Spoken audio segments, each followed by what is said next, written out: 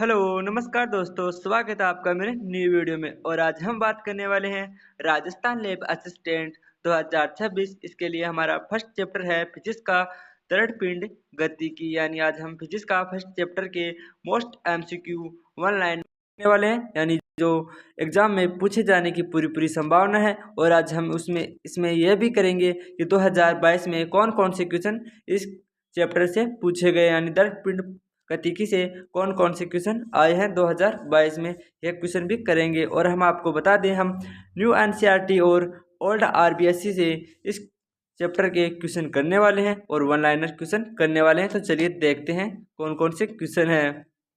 तो देखिए 2022 में एक क्वेश्चन आया था कि सौरमंडल में ग्रहों की गति किसके संरक्षण का एक उदाहरण है। यानी सौरमंडल में ग्रहों की गति किसके संरक्षण का उदाहरण है। तो देखिए इसका राइट आंसर क्या है। ऊर्जा है, रेखीय संवेग है, कोणीय संवेग है या फिर द्रव्यमान है। तो देखिए इसका राइट आंसर है कोणीय संवेग।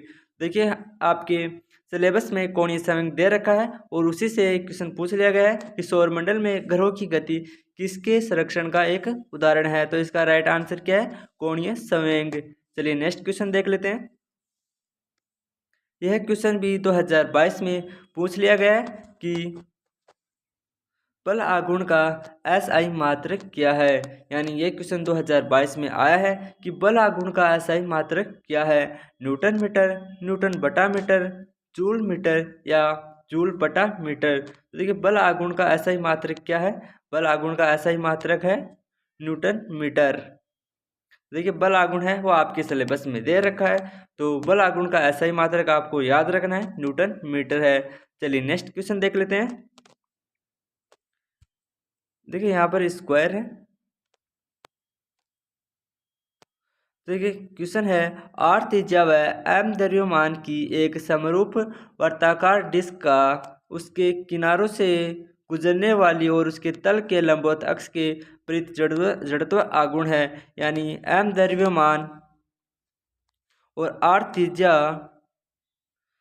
के समरूप वर्ताकार डिस्क का, यानी इसके जो समरूप है, यानी इसके स्पर्श करती हुई इस रेखा का जड़त्व आघूर्ण यानी लंबवत अक्ष के परित जड़त्व आघूर्ण ज्ञात करना है। यानी इसका जड़त्व आघूर्ण क्या है, इसके डिस्क के किनारों से गुजरने वाली रेखा का। तो देखिए इसका राइट आंसर क्या है। इसका राइट है 1/2 mr² या फिर m3/2 mr² या फिर 2mr²। देखिए इसका राइट आंसर क्या है। इसका राइट आंसर है 3/2 mr²। तो देखिए यहाँ पर क्या आएगा, mr² आएगा, 3/2 mr²। चलिए नेक्स्ट क्वेश्चन देख लेते हैं। अगला क्वेश्चन है, किसी ठोस गोले का उसके स्पर्श रेखीय अक्ष के सापेक्ष जड़त्व आघूर्ण क्या है। यानी एक ठोस गोला है तो उसके स्पर्श रेखा करती हुई इसका जड़त्व आघूर्ण ज्ञात करना है। देखिए इसका राइट आंसर क्या है। यानी किसी ठोस गोले का उसके स्पर्श रेखीय अक्ष के सापेक्ष जड़त्व आघूर्ण क्या होता है। तो देखिए इसका राइट आंसर है 7/5 mr²। चलिए नेक्स्ट क्वेश्चन देख लेते हैं। अगला क्वेश्चन है, किसी चकती के जड़त्व आघूर्ण का मान न्यूनतम होता है। यानी कोई चकती है उसके जड़त्व आघूर्ण का मान न्यूनतम कहाँ पर होगा।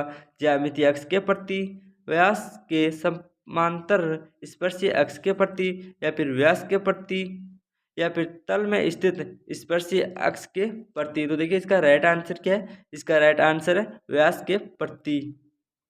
यानी किसी शक्ति का जड़त्व आघूर्ण का मान न्यूनतम कहाँ पर होता है, व्यास के प्रति। चलिए नेक्स्ट क्वेश्चन देख लेते हैं।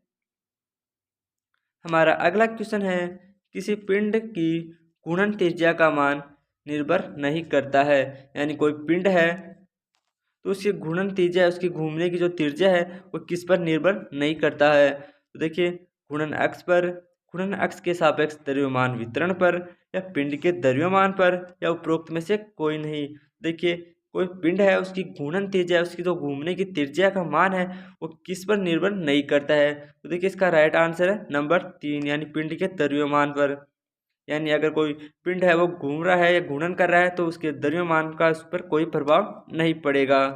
चलिए नेक्स्ट देख लेते हैं।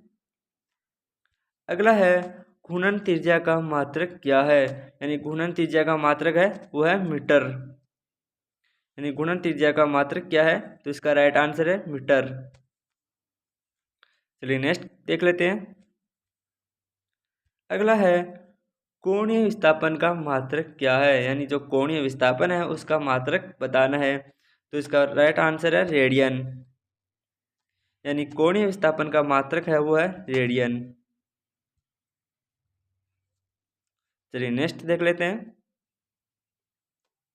अगला है गतिशील वाहनों के पहिए बीच में से खोखले तथा परिधि पर मोटे क्यों बनाए जाते हैं, यानी जो गतिशील वाहन होते हैं, जो वाहन के टायर होते हैं वो बीच में से खोखले होते हैं और परिधि पर मोटे मोटे होते हैं, तो इसका क्या कारण है, जिससे इस द्रव्यमान के लिए जड़त्व आघूर्ण बढ़ जाए तथा परियों यानी पहियों, यहाँ पर आएगा पहियों की गति में आसानी हो, यानी जिसमें द्रव्यमान के लिए वो जड़त्व आघूर्ण होता है वह बढ़ जाता है, जिससे पहियों की गति आसानी से हो सके। चलिए नेक्स्ट देख लेते हैं।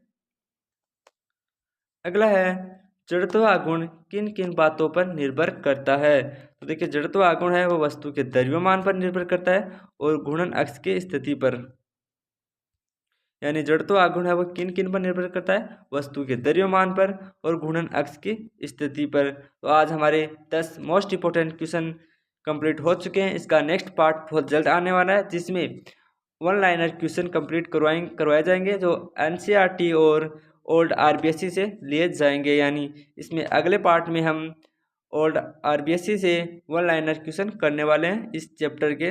धन्यवाद।